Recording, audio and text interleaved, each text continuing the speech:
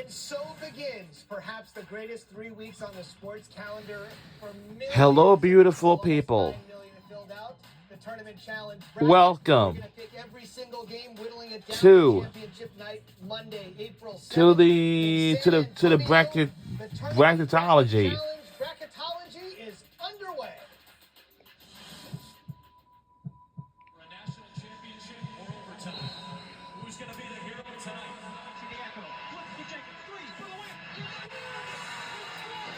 Madness has hit its peak.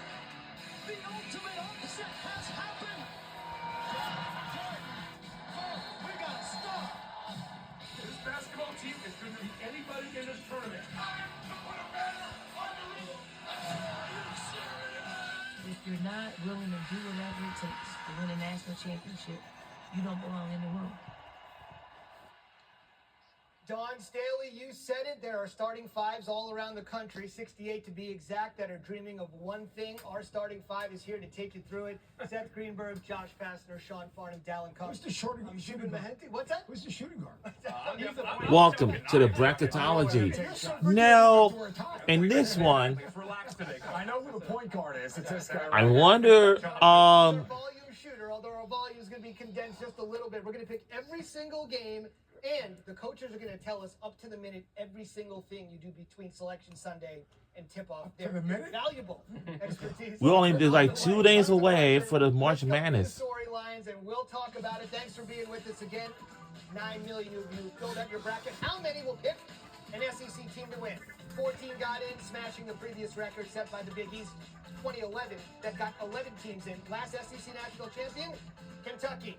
Dallin's going to do a little gambling later, so if you want odds on UConn going back to back to back, I think you can get pretty good ones right now, Dallin. The last team to do it, UCLA 71-72, 73. And of course, the biggest story individually, Cooper Flagg going down with a left ankle injury. Thursday in the ACC tournament against Georgia Tech. Didn't play in the rest of the ACC tourney. Duke won without him. Here's John Shire yesterday on Coop's condition. I want to get Coop back as quickly as we can, and he wants to do the same. Obviously tomorrow is important. We on ESPN2 for this bracketology, but now you can see there's some teams that want to win games headed for the Final Four and into the national championship. We're just going to progress in the right way and still be smart about not doing too much in the beginning of the week. Duke will either get American or Mount St. Mary's. It's instructive to note that John Shire ended his Duke career. His final game, he won the national championship. We'll see if Cooper, in his one and only season, wins a title in his final game. You spent most of the day on the ACC network. I was watching you, so take me inside the mind of a coach on how you would handle this Flagg situation, which is quickly becoming the biggest story in the tournament. Well, if he can play and he's cleared medically, and even if he's at 60 or 70%, he has to play Friday. I think it's a big mistake if he doesn't play Friday, because what happens is for this entire week, he gets out of timing, he gets out of his cardio shape. I don't want to hear, well, you're practicing and you're going to be in shape. There's a difference between game shape and practice shape. And yes, they're going to win the first game without him, but it's that second game in that 8-9 game, and all of a sudden you try to put him in that first time in over a week, and his timing and rhythm's off. Maybe his conditioning's not there, and all of a sudden you're down 6 or 7 in that 8-9 game, and you're stressing out, and it's a whole different deal. And that if it's Mississippi State or Baylor, that's not a gimme. He's got to raise his temperature. I mean, really, he's got to raise his temperature. But like, what's going to go on this week is real simple. He says he's going to do on-court work, which is basically going to be skill work, all right, one-on-one, ball handling, some shooting. Tomorrow he'll do concept work, which is 5-on-0, no contact. Then they're going to evaluate him. They're going to evaluate, did he swell up? How did he feel? Can we go to the next stage, which would be maybe some 5-on-5 ODOs, which is offense, defensive offense, probably limited reps. But the most important thing is playing Friday is important, so he can raise his temperature. He can experience the NCAA tournament, maybe put him on minute count, maybe 6 minutes in each half, so he's ready for what you just said, Josh, to play in a game that means something. I think we're talking so much about Cooper Flagg's injury that we haven't talked about Malik Brown's injury as well. Shoulder, right? And that shoulder and that timetable is not even close to what we're seeing when we're talking about Cooper Flagg. His importance as far as defense and what they do defensively, arguably their best defensive player. And I think that impacts potentially Duke. Nobody wants to see anybody less than 100%. They need Cooper Flagg back, to be at his best to win a national championship. But missing Malik Brown means other people have to continue to step up like they did in ACC play. I couldn't agree with that more. I think Malik Brown, we keep talking about Cooper Flag, but he's huge. And there's other players that are injured on big teams, 1, 2, 3 seeds. We'll get to all those. When it comes to Cooper Flag, my concern is, though, if he's under 100%, I don't think he should play because it's a risk-reward situation. If he swells up after that, you've got 36 hours to your next game. He's got to be recovered and ready to go at 100% come that second game because that second game is not going to be easy. Whether it's Mississippi State or Baylor, either team theoretically can beat Duke. American or Mount St. Mary's, no disrespect. They're not going to beat Duke whether Cooper Flag plays or not. So it matters if he's 100% and good to go. That's different to me than 50 or 60 or 70 and pushing it even on a minutes count because if anything goes wrong there, the risk does not match the reward in my mind. I don't know if you, what is 100%? In the end, you know who's going to have a big factor in his decision? Agent. Yeah, 100%. Fair enough. You mentioned Dallin. There are other injury concerns that are also important, not getting quite the attention of Cooper Flag, though, but these are important to note. Keyshawn Gilbert's got the groin. He's out. Sean mentioned Malik Brown, who also battled a toe injury earlier this season. Juwan Roberts for #1 seed Houston, which is where we're going to be going with the conversation next. He's got a left ankle injury, didn't play in the latter stages of the Big 12 tournament. And Grant Nelson from Alabama, who's got back-to-back Final Four designs, has a leg injury himself. We mentioned the #1 seeds. Kind of take a look at where they are at this moment. Auburn out of the South, the overall #1 seed. Duke in the East, Florida in the West, Houston in the Midwest. Sean, let's start with you here. At the end of the day, you earn the 1 seed to have the most desirable path, but sometimes geographically it doesn't work out for you. So who do you think got a pretty good draw on the 1 seed, and who might be a little bit upset with the draw they got? I'll start with who should be upset. Auburn. Auburn should be upset.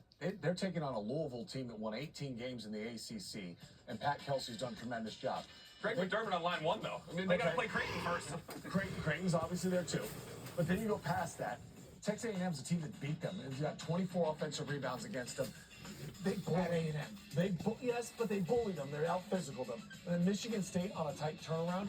I don't think this path is as easy as one would think for the #1 overall team. On the flip side of things, I actually like Houston's path. Like now, because you get to the Elite Eight and Tennessee's there. And that's the toughest 2 seed, I think, in this whole entire bracket. So every time we get to the Elite Eight, it's tough.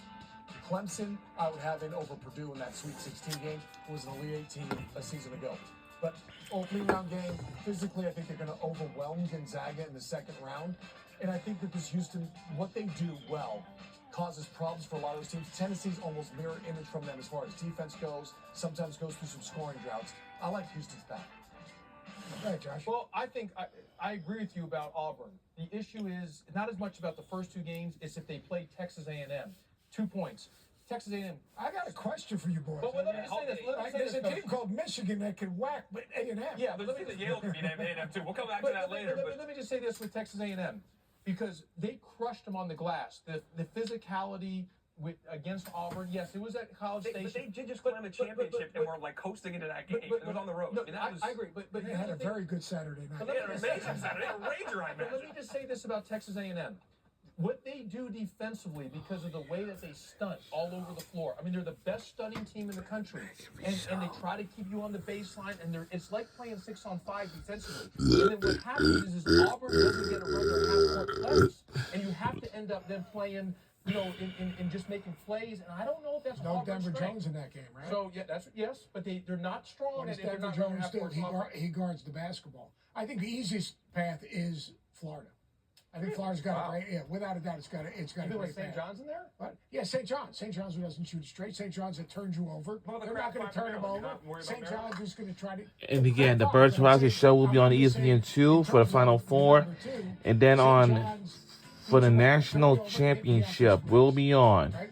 I hate to tell you, but this Florida team, they offensive rebound basketball. They don't on turn it over. And their guard play is dynamic. ESPN2, I guess.